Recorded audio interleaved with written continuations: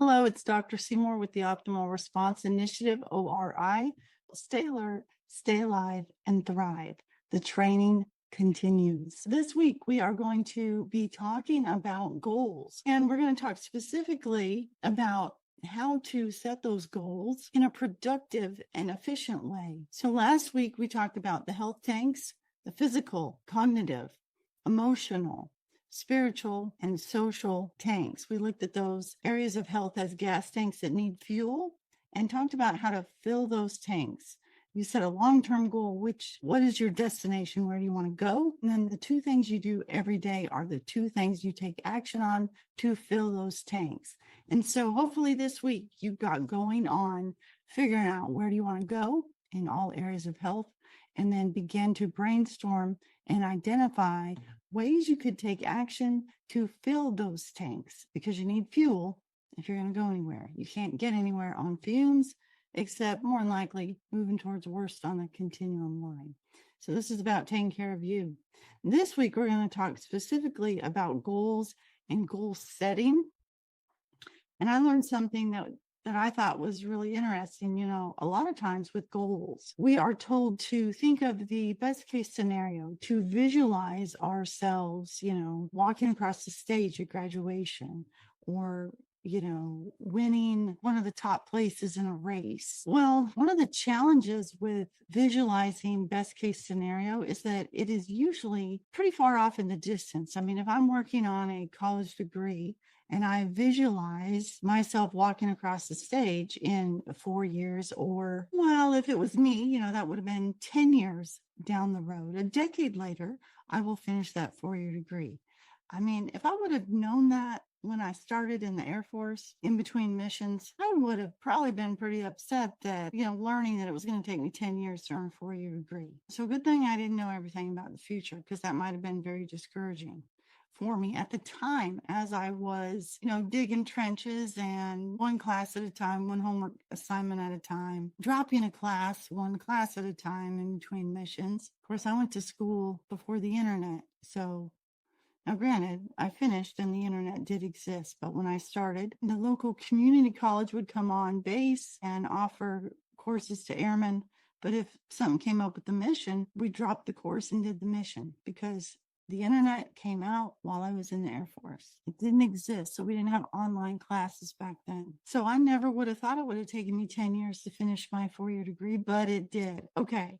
So enough personal hour. Visualizing myself walking across the stage in 4 years or 5 years, or ended up taking me 10 years, that is a long ways off in the distance. So what research is finding is not motivating.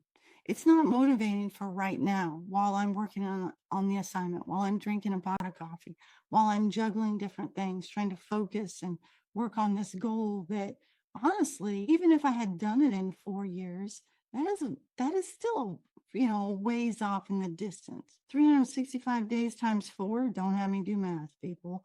But that doesn't help me right now. Not right now in this moment while it's 2 a.m. and I'm drinking coffee and working on a homework assignment. Not at 6 a.m.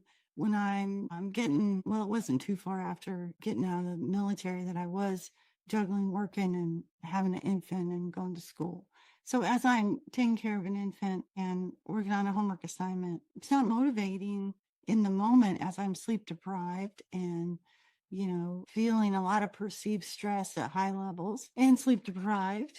Sleep deprivation does a lot of things to us, and it really lowers our ability to tolerate stress optimally. We have about a centimeter of give a darn instead of 2 inches, or a foot of give a darn of space within us to be able to respond more optimally. So you're probably wondering if visualizing best case scenario, the most optimal moment when I walk across the stage in 4 years or 10 years, if that isn't what is helpful in setting and achieving goals, what is?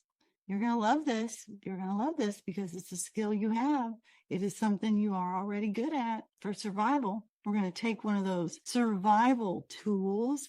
We're going to really hone it in for setting and achieving goals. So guess what? You get to capitalize on your ability to catastrophize. So on the ORI continuum response line, we have, to the far left, we have worst case scenario. very worst reaction we could do in any given moment, right? And then to the far right, we have optimal. We've got lowercase better tick marks all the way to the 50-yard line. Then we have capital better from the 50-yard line all the way to touchdown, to optimal. Okay. So because first reaction, the knee-jerk reaction is, usually worst case scenario. And that's what we have typically been working on not doing. We have been acknowledging, okay, I've got an external trigger, I've got an internal trigger, and or a stressor. It doesn't have to be a specific trigger to anything horrific or majorly stressful. It can just be a stressor, normative stressor for day-to-day life.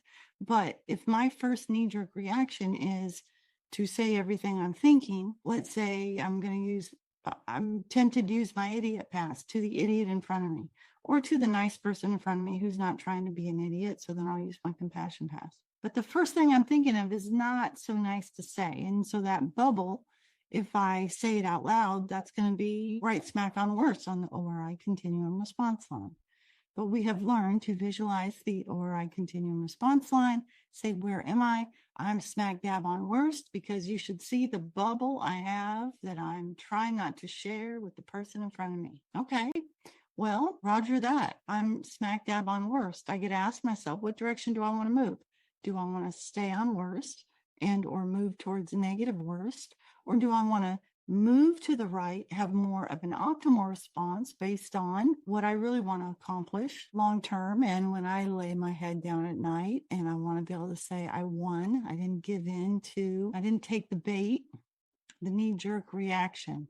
I didn't do it. I want to feel better later when I lay down. So we've learned to use the visual of the ORI continuum response line, either use the idiot pass or the compassion pass. And we have to know what is worst, right? Because that's what we're trying not to do. If we have been in a pattern of knee-jerk reacting and saying the first thing that comes to our mind and doing the first kind of knee-jerk reaction thing, it's not working out so well for us. We have to know what that is so that we can begin to catch it when it's about to happen, know what is worst case scenario, because that's going to be our bookmarker on the left. And what direction do we want to move? We want to move towards optimal. Okay. Well, knowing what is worst case scenario is going to be helpful, because we are going to now capitalize on your ability to catastrophize. So in survival situations, it's really good. Think of worst case scenario and have a couple plans, and think of everything that is at cost, everything we could lose, and worst case scenario in a survival situation. It's very motivating, and we just go into action with that. What we're going to do, though, is we're going to take that and we're going to use thinking of worst case scenario for a thriving situation, a thriving fear. So thankfully, in a thriving fear, such as, fear of failing a math test, fear of not being accepted by somebody, fear of being judged, fear of failing myself, fear of failing my family. Those are still fears, and they are very real fears, but they are thriving fears because my life is not at stake. It's not a survival fear. Again, we don't need help with those. Okay. We need help with, what do I do with a thriving fear? And how can I take the information I can gather from a thriving fear? What is the worst case scenario that if this thriving fear comes true, what would happen? We're going to capitalize on your ability to catastrophize, and we're going to use it for your good, not your demise. Did that rhyme? I think it did. I have a tendency to rhyme when I'm talking, but don't ask me to rap. I'm not going to rap. I'm going to share my screen. I'm going to show you this tool here. First off, we're going to look at this one, hopefully. Hopefully you can see that. So this is capitalize on your ability to catastrophize. CYACT. Capitalize on your ability to catastrophize tool. So instead of cover your ASS, it's going to be cover yourself on and learn how to capitalize on your ability to catastrophize. Okay, so worst case scenario here to the left. Worst case, we want to move towards optimal. So if I have a thriving fear, this is the fear I'm going to identify. My fear is not being present with my family at our picnic. So we're going to go ahead and capitalize on our ability to catastrophize. because we're doing it anyway, right? We're already thinking about it, all amped up about it, stressed out about the external things that might go on, the internal things that are going on. We're going to capitalize on our ability to catastrophize from military training, but this is for thriving fears. Okay. So worst case scenario with this picnic is what we want to know where it is, and we want to move away from it. Okay. We want to move away from it to optimal. We want to be motivated by the worst case scenario. So what research has found is that the worst case scenario, the pains, the loss that we might experience in worst case scenario of thriving is actually very, very motivating in the moment. So we don't have to wait 4 years, 5 years, 10 years for that, way out there motivation to get what we need right now, to do what we need to do to arrive at that, ultimate destination, because it's too far away. We need something right now. So we're gonna capitalize on the ability to catastrophize, and we are gonna think of worst case scenario, man, with this picnic. So if my worst case scenario for failing, not being present with my family at the picnic, I'm gonna identify some bullets. Here we go. Well, one of my biggest fears with this whole picnic thing is that they tell me I was not listening again. And I overreact. I stay hyper focused on all the potential dangers that could happen with a loud noise. And if that loud noise would have not been a false alarm, but remember, this is a thriving situation. So it's a false evidence appearing real sound. If there's a loud noise that happens at the picnic, and of course we're going to, react and scan and see, is it an actual threat or not? Well, it's not, because this is a thriving situation. We are doing thriving training. The training continues here. Okay. So we are recognizing that if a loud sound happens and I scan and I recognize that it is a false evidence appearing real, but I keep focusing on it and keep focusing on it, even though it's a false evidence appearing real fear. That's one of my fears. My fear is that I'll keep doing that. Okay. Then because I do that and I continue to do that, it makes me less likely to be present in the moment. And then the family gets mad at me, and they're sick of me being so over the top. And, the moment goes to heck in a handbasket. Everyone's in a bad mood. We back up, we leave early. They all say I suck. I know I suck. Everyone goes to their rooms when we get home. Nobody talks the rest of the day. It's just another bad memory of me ruining the moment because I, again, was not present. And because I wasn't present, I beat myself up the rest of the day and the week. Everyone stays separate, avoids one another. I avoid even more. Mad at myself. I'm mad at them. I'm really mad at myself, but I'm taking out on them. Okay, so how's that? How is that for possible worst case scenario there if I am not present at the picnic? So we need to go there to identify these things, but don't worry, we're not going to stay here. Now, what typically happens with this vicious cycle of moving towards worst is this is all we do. We think of worst case scenario and then we camp out there, we make s'mores and we, stay there. We think of all kinds of worst case scenarios and that's all we do. And it continues to make us feel worse and worse and worse. Okay, so I know it doesn't sound very optimal here, but you get to practice the skill. So you get to think of a fear. You're going to capitalize on your ability to catastrophize. You're going to, so let me just read it here. It's your turn. Capitalize on your ability to catastrophize. You can redirect all the energy that was generated from the fear, false evidence appearing real, and use it for your optimal good, not your demise. Look at the continuum line below. First, state your long-term goal. So, what are you working towards? You could choose one of your long-term goals from your physical, cognitive, emotional, spiritual, or social health tanks. You could put your long-term goal there, where you're trying to go as you're moving towards optimal, okay? And then go ahead and imagine worst case scenario. So what is the worst case scenario with that long-term goal? And here's space to list your bullets. Go ahead and just, as they come up, because they're popping up constantly in the mind of thinking of worst case scenario, we have tunnel vision locked in on worst. And it's interesting. When we hone in our, tunnel vision on something such as worst case scenario, like we're doing right now, if we're staring at worst, and we are actually looking at this handout and we are looking at worst on the continuum response lines. We're honed in on that. Well, figuratively, in our mind, we are imagining all the worst case scenarios that could play out. When we hone our focus on more of a narrowed vision, narrow tunnel vision, it actually alerts the body that, hey, something's going on, because we're literally honing in on worst on the continuum response line, right? Tunnel vision on worst. This causes adrenaline to be increased, dopamine to be increased, and norepinephrine. Did I say adrenaline? Adrenaline, norepinephrine, dopamine. These things actually help me continue to hone in on what I'm staring at, what my tunnel vision is honed in on, which is worst. So because I have this narrowed focus of worst, it is helping me accomplish thinking of all the worst case scenarios. So there's your physiology helping you out with complete this worksheet, which is great if we are doing this worksheet for thriving tasks that we're trying to hone in on worst and figure out what would be the most optimal.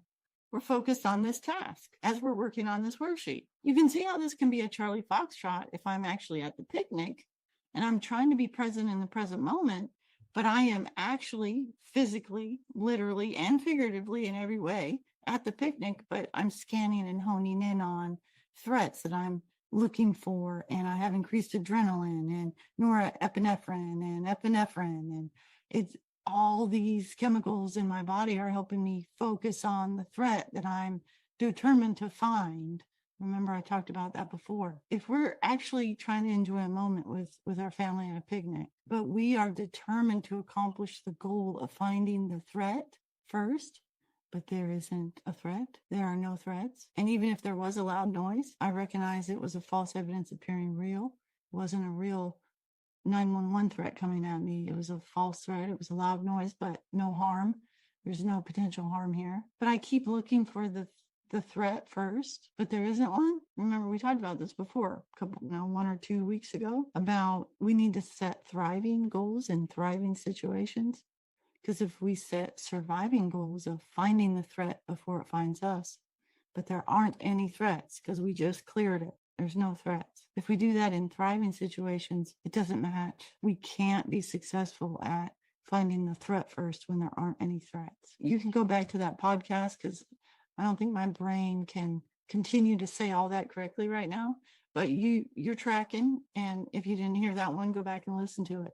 When we are in thriving situations, if we narrow our tunnel vision looking for threats that are not there, what happens is physiologically, we have more adrenaline, norepinephrine, and dopamine that helps us continue to try to find a threat that isn't there. Man, Charlie Foxtrot. So it doesn't work if we're trying to thrive, but we're determined to find the threat. The goal in a survival situation, it's a mess. It's the Charlie Foxtrot, and our physiology is trying to help us find the threat that isn't there. However, going back to this worksheet, with this worksheet, we can use all that physiology to help us focus on worst case scenario on this worksheet because I'm in my office at my house. I'm good, man. It's decreased variables of harm here. Yes, something bad could happen randomly, but it's less likely. There's less variables than in the park, right? Okay, so I'm working on this worksheet. I'm in a thriving situation right now. I get to focus on the worksheet and I get to hone my vision in on worst. And then figuratively in my mind, I get to think about worst case scenario if I'm not present with my family at the picnic. So I can really accomplish this worksheet, think of every worst case scenario for if I'm not present with my family at the picnic, and I can dang rock and roll on this thing. I can get this thing done and accomplish this successfully. Okay. And honing in on worst, it's going to help me do it. Okay. So why am I having you do this? You're like, Doc, man, I thought we were supposed to think more optimally. I thought we were supposed to not camp out on worst. Well, surprise, surprise, surprise. This is one of those situations where you get to think about worst case scenario because research shows that thinking about a long-term goal accomplishment of, when I finish this degree in 4 years or 5 years or 10 years, it's too far off to motivate me right now. It's not going to help me at 2 a.m. working on the homework assignment. It's not going to help me at 6 a.m. taking care of an infant, getting the infant ready and trying to, go and do what I need to do. If I think about graduating, big whoopee, man, that is not right now. And the reality is, if I don't do what I need to do today for this course that I'm taking, or, if my threatened fear is I'm going to be a crappy mom, I can't think about getting some mom award when my kid's in kindergarten or elementary school or middle school or high school or their college or their training, their military graduation. That's way too far off. I'm taking care of a 4-month-old infant at 2 a.m. That is not motivating me. It does not help me. It stresses me out. And actually, the fear is that I will fail at what I'm currently doing. It's very motivating right now. If I think about failing at this thing I'm trying to do, what is the worst case scenario? That's motivating because that's immediate pain. And that is motivating. If I fail this class, if I don't accomplish this assignment, that's pain because I'm either not going to get reimbursed for the course, or it's pride pain because I don't like it when I don't accomplish goals, man. It just gets me all really upset and can't stand failure. Well, I don't want to fail at this goal I'm working on right now, this assignment right here in this present moment. So go ahead and think about failing the class. Go ahead and think about failing at being present with the family at the picnic. Go ahead and think about failing and being the worst parent in the world, and complete this worksheet, because it's going to motivate the heck out of you to move towards optimal. You have got to know what is worst case scenario. Capitalize on your ability to catastrophize, because it will motivate the wahoozies out of you. I think I got that word from my grandmother or my great grandmother. I don't know, but the wahoozies, focus on the worst and it will motivate the wahoozies out of you to move towards optimal. Right now, in this moment, it is super motivating because that pain is real, and the barking dogs are on your heels and the fire is hot when you're in the hot seat, and it's right now and it's immediate pain, or tomorrow when you fail the class, or the next time you're going to pay bills and you're not getting reimbursed for the class, for the money that got burned. Think about it. It's motivating to do what you need to do right now. Okay. And then once you do that, once you come up with all those bullets for worst case scenario, then you get to take it to this next worksheet. Okay. So this is a hopes, fears, SOP. And here's how we do this one. You just focused on worst case scenario. So that's the fear of not being present with the family, for example. For the Optimal Response Initiative, if you were taking the Optimal Response Initiative course, class, training, thriving training, and your fear, worst case scenario was that you won't successfully complete ORI. We'll do a bullet sheet for capitalize on your ability to catastrophize, the one that we just did. Okay. Once you do that, though, we're going to take it here to the hopes, fears SOP, because the failure is telling you what you really hope to achieve. What you hope that you do is move towards optimal. What you hope that you do is succeed and complete the course and get all the stuff you want out of it. So fears tell us what we want. Whatever the fear is, whatever the worst case scenario is, we want the optimal opposite of that. So this is where extremes can be beneficial. I have to know what my worst case scenario is. I have to know what the fear is, the fear of failure and all the worst case scenario bullets that go with that. I have to know what that is in order to move in the opposite direction towards optimal. And this is a worksheet that helps you create the SOP to work towards optimal.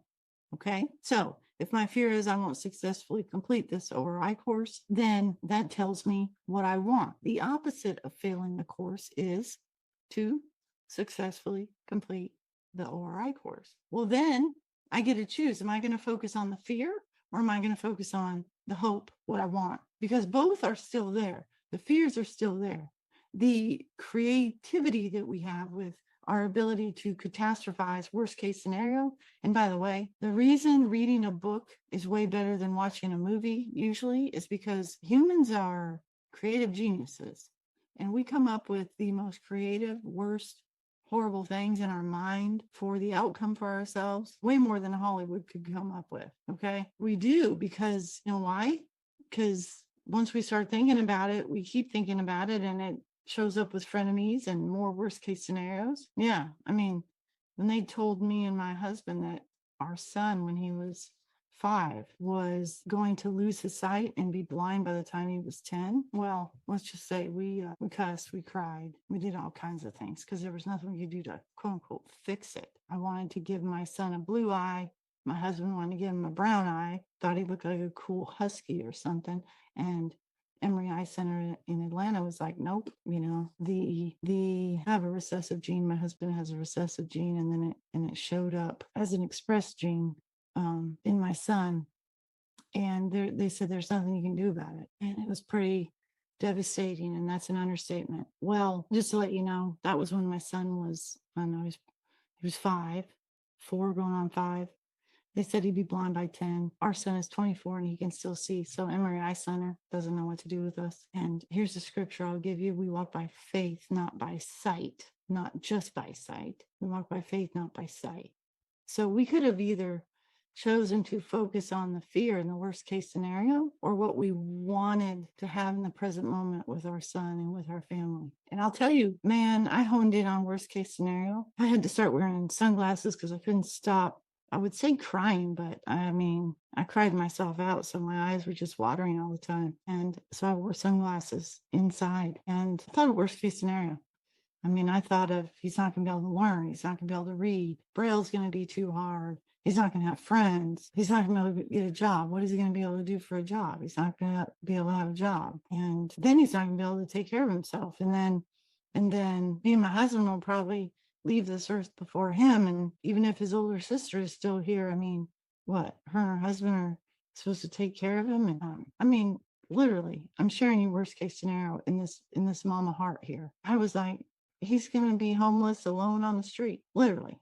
That is what my brain did. That is what I did. I would like to have not have done that, because I wouldn't have been crying all the time, and I wouldn't have continued to have panic attacks when I saw Braille in public places. And do you know that Braille is all over the place in public places? But if it hasn't been brought to your attention personally, you don't notice it. I started noticing people who were blind all over the place. I mean, it's like I'd never seen them before, and now they were everywhere, and I was having panic attacks, and I couldn't stop crying because I was honed in on worst case scenario, and I was dang good at catastrophizing, my biggest fear, and it was ruling me. It was ruining my health, one of the things, and it was interrupting my ability to use my faith to see beyond mere physical sight, to take action in the present moment beyond what the Emory Eye Center was telling me was a future reality in 5 years, and to get beyond, my fears right now. Before this time, I used to be pretty darn good at, visualizing best case scenario, working my butt off, my tail off, working my tail off and doing what I needed to do. But this one stopped me in my tracks. It was one of the things that stopped me in my tracks. I know what the heck to do. And all I was doing was catastrophizing on worst case scenario. And this was a really, really, really bad one. This for me was way more than failing a math class. I did not want anything to do with teaching my son how to optimally live in blindness, or live by faith in blindness. I mean, I was mad. I was sad. I had extreme emotions. Okay, everybody's super upset now. I mean, geez, yeah. Okay, so sorry, but I'm sure as I was talking about this, you were thinking about your own stuff, and just recognizing how much it can take you out and stop you in your tracks and cause you to literally camp out in cement on worst case scenario. We have got to have a way to get out of that and to move in a different direction. But the value and the benefit of thinking about worst case scenario, it's motivating as heck. It'll motivate the wahoozies out of you. And whether it was failing a math class, or whether it was being told that my son was going to be blind in 5 years, my present condition as a mom, as a human, as a person who was trying to do things and contribute to my life, my family's life, other people's lives, to work towards eventually working with veteran lives, active duty service member lives, and their families. I wanted to do more, but it was way too far off in the future. So the pain of worst case scenario motivated the heck out of me to begin to experience less pain by moving towards optimal. And it was very, very, very motivating because it was like either I do something else or this thing's going to take me out, man. And what I mean by take me out is, like way more than my get up and go got up and went. Like if I got to a place where I wasn't functioning at all, that was terrifying because I had kids to take care of and I had things I wanted to do. This isn't camped out on worst in cement. It's not what I envisioned for my life. And all the things I'd been through up to this point, I couldn't let that be wasted, man, and quit here or stop here or not be able to move here. And even though I didn't want to quit, not be able to move outside of quit. Okay, I'll stop. Was that a decent example? I think you all are tracking. We've got to take the fear and the worst case scenario to create an SOP for what we want, which is the opposite. We hope for what we want, which is way over here, opposite direction of worst case scenario that we have catastrophized the heck out of for the purpose of our good, not our demise, to have us move towards optimal. So, warning to the listeners, if you are not going to do this entire exercise, if you are not going to do both worksheets, don't do any, okay? Because if you only do capitalize on your ability to catastrophize, you're just going to be worse off. Don't only do part A. You have to do part A with part B. If you want to feel worse than you feel right now, only do the capitalize on your ability to catastrophize worksheet and nothing else. Okay? That's not what you want, though. This is thriving training. You just got to recognize that they go together. Okay? So once you do the cap on one fear, one at a time, one fear, capitalize on your ability to catastrophize, do all the bullets of worst case scenario for thriving situations, not survival, no survival situations. No, we don't need help with that. If a survival situation happens, it's go time. You got this. If Kodiak Bear comes in here right now, I guarantee you, I'm throwing the camera, breaking the computer. I don't care. I'm trying to survive. No one needs help with that. Okay. For thriving situations, fear of failure, failure being a decent mom, failing the math test, failing at getting healthier, failing at being a decent life partner, failing at, okay. All right. So you do the capitalize on your ability to catastrophize for one thriving fear and, catastrophize the heck out of that puppy. Okay. Then you go to this worksheet. You're going to take that fear, worst case scenario. The exact opposite is the exact opposite of it. So if my fear was to fail at ORI, obviously I want to successfully complete ORI. So now I get to focus on the fear or what I want, the hope, and I'm definitely going to focus on the hope. So what you do now is you create bullets.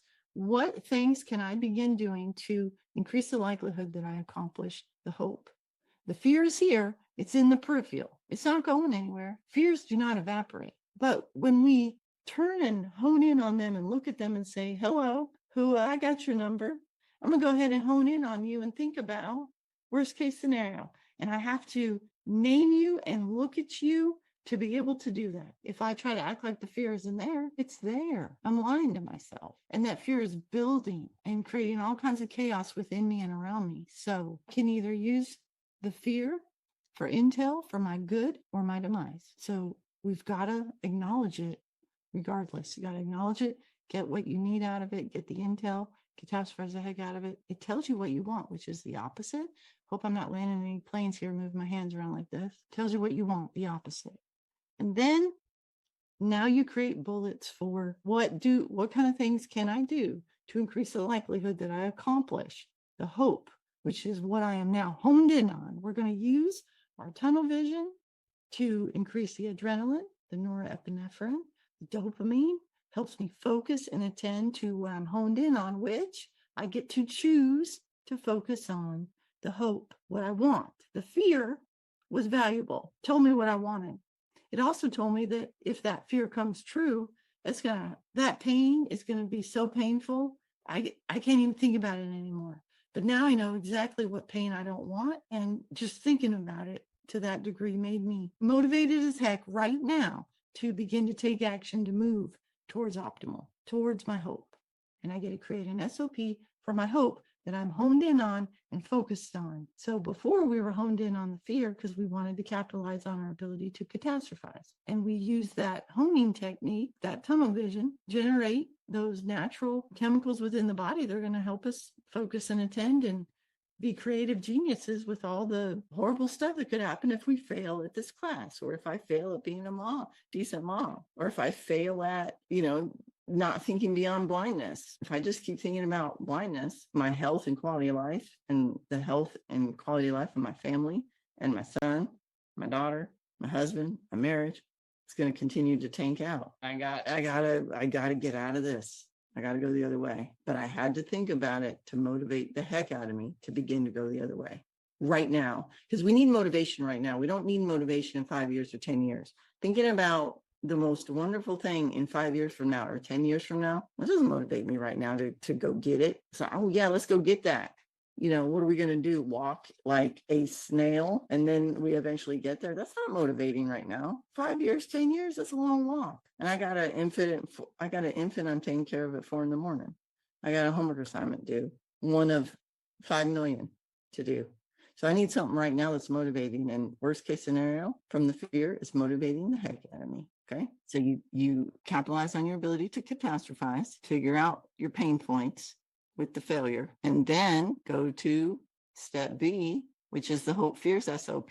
Focus on your hope, which is what you want. It's the opposite of that other stuff you just focused on. The exact opposite. Don't hurt my neck here. I better calm my head down. You focus, you hone in, you focus on the hope and create an SOP to increase the likelihood that you accomplish the hope. So let's look at this one here. Oh, this one's a blank one for you. So this is a fillable.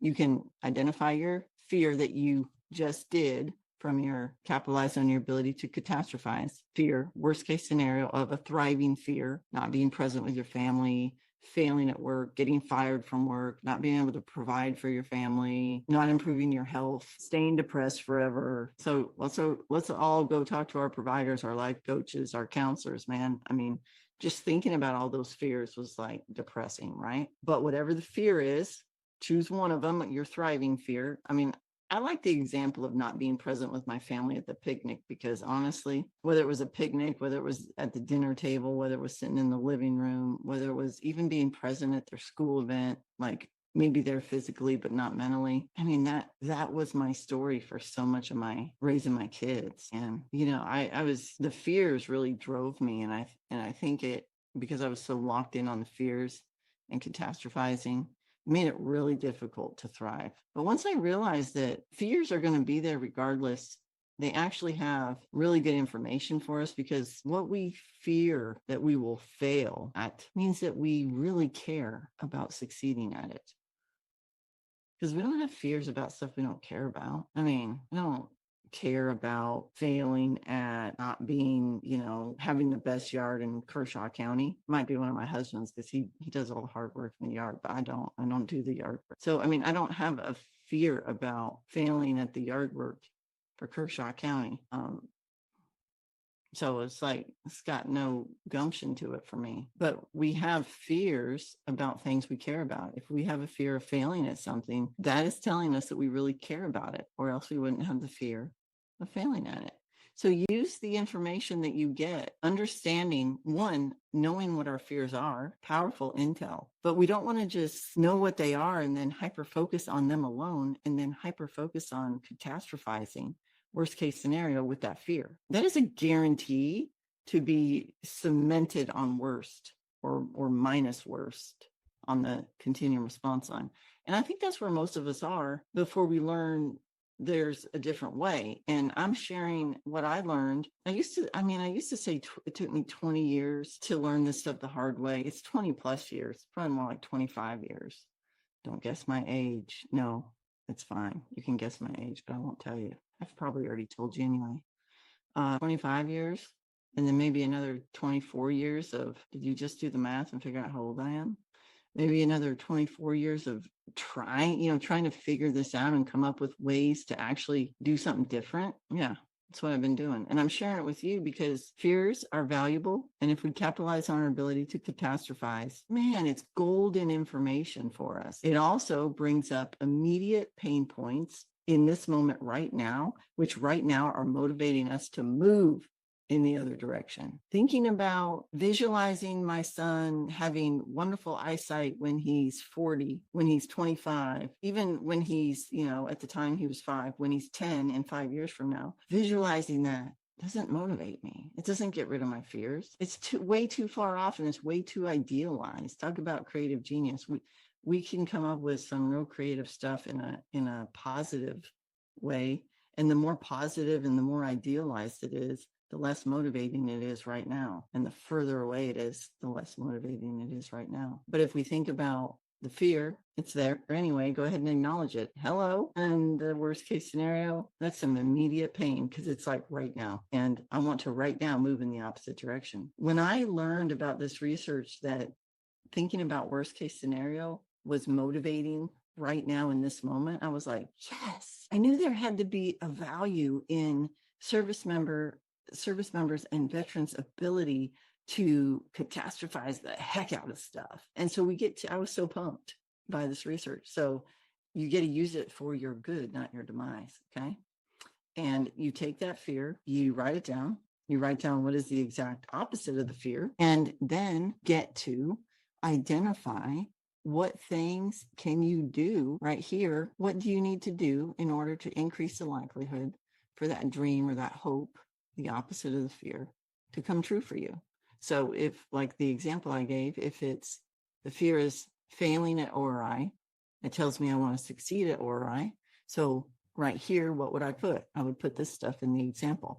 Attend each class, do all the homework, apply all the skills outside of the class as much as I can. Reinforce the lessons in order to become more resilient and proficient each week. Boom, you win. Now that fear has no chance to defeat you. But you have to acknowledge the fear.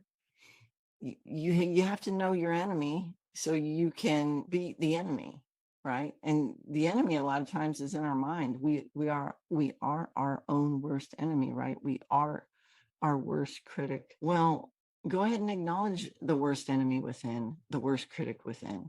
Go ahead and catastrophize the heck out of what the worst enemy and the critic is saying, because it's saying it anyway.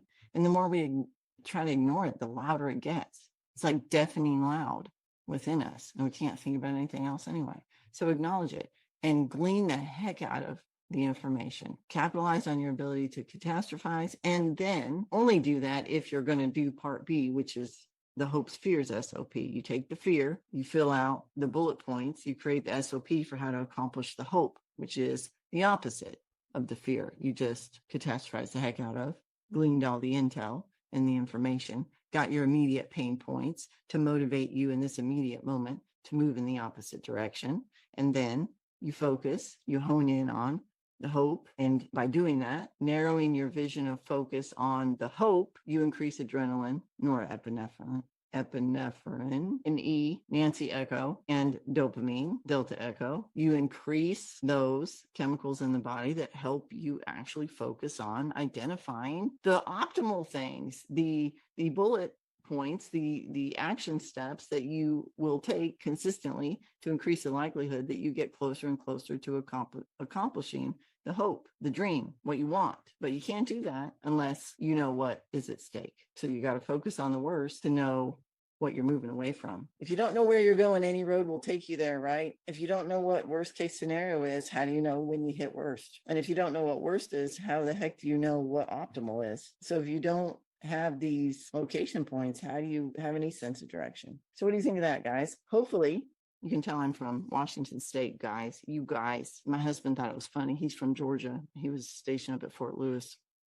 You want to hear another personal story here real quick? Me and my husband met at a phone booth. And, in Washington State, we would say, do you guys want a pop? Well, in the Southeast, Georgia, my husband would say, do y'all want a Coke? And a Coke didn't just mean a Coke. It meant all kinds of soda pops.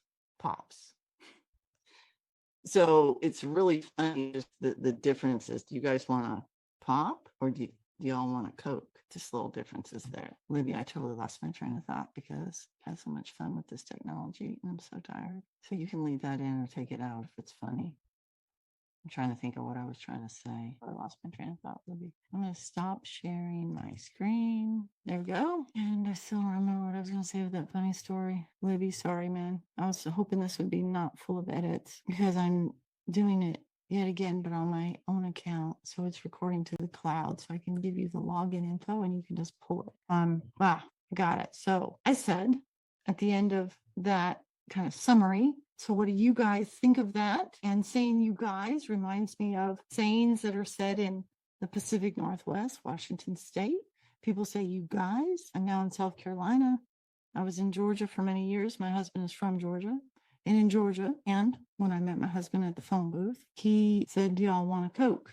Actually, me and my best friend were lost. We were at a phone booth and we were lost. And him and his ranger buddy pulled up to the phone booth to quote unquote use the phone. And we were trying to talk to her sister, figure out where her sister's house was. And they said, my husband said, if y'all want to drive down to Denny's, we will draw you a map and buy y'all a Coke, which I actually thought it was awesome. I was like, who talks like that? He had this Southern accent, never heard anything like that before. I'll say for me, it was love at first sight. I was done.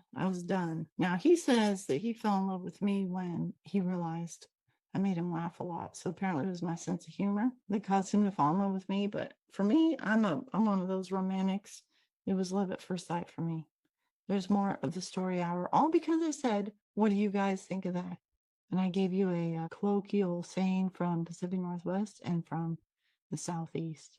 So there's a little fun for you. We got to lighten it up a little, right? I mean, you're doing all this work on capitalizing on your ability to catastrophize, learning that it's critically important that you use those skills for your good, not your demise. And if you are going to do that worksheet, you have to do the second worksheet, which is the Hope Spheres of SOP. And you do one fear at a time. You do the fear, you capitalize on your ability to catastrophize, and then you immediately put that on the Hope Spheres SOP, write down the fear. And now you're going to hone in on the hope, what you want, which is what the fear told you you wanted. It's the opposite of the fear. And then you hone in, you use those skills, that tunnel vision for this thriving goal of succeeding at being present with the family or completing ORI, whatever your goal is. And you think about, okay, what can I do to increase the likelihood that this hope or dream becomes a reality? Go to class, do the assignments, practice, try to put the skills in practice, do my breathing practice, which that's one of the skills. Okay, go to the classes, do the coursework, try to apply what you're learning outside of the course or the podcast. And there you go. There's your SOP for increasing the likelihood that you accomplish what you want versus your worst case scenario. All right, man. So I hope that was fun. And I'm excited to hear about how you use them to not only stay alert, stay alive, but thrive. The training continues. I'll see you next week.